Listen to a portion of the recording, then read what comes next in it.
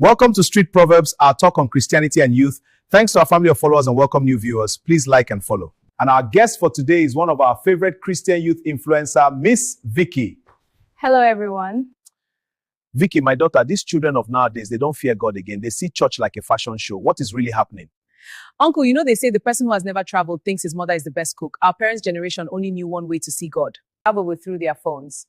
To them, the world sees Christianity like a broken tap, plenty of noise, but no water coming out. They see the big cars and the big buildings, but they don't see the love. They're looking for original, and we're giving them fairly used. Let me come in with my story. I grew up in a Christian home. I mean, not just church members. My dad and mom are pastors. I and my siblings, 6 of us, we never miss a service while growing up. You dare not, because my parents will scold us.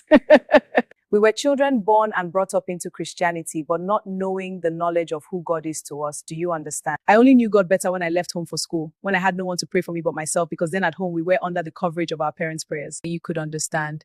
So I knew him better while I was in school. I was drawn close to him. It was a lot of loving experiences. Now coming down to this Gen Z generation where phones, gadgets, lifestyle fun, and social media has captured their heart, no longer know what intimacy is. Imagine someone saying, no matter the evil you wish me, I have a praying mother or father. Unfortunately, we are the dad and mom of tomorrow.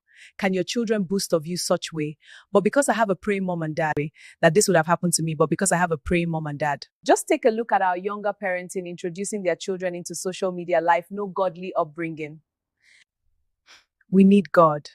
This generation needs God to live a life of legacy. Vicky, no shades, but some of these youths feel God is too analog. Analog, that's a new one.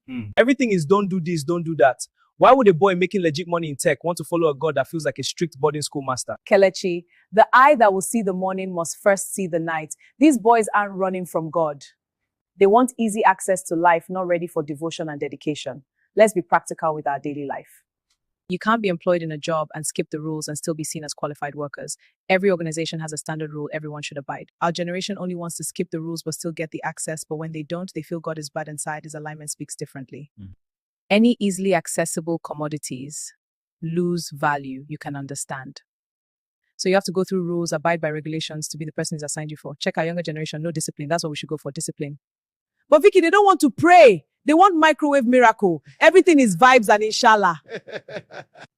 Don't you think you're making the gospel too soft for them just to get likes?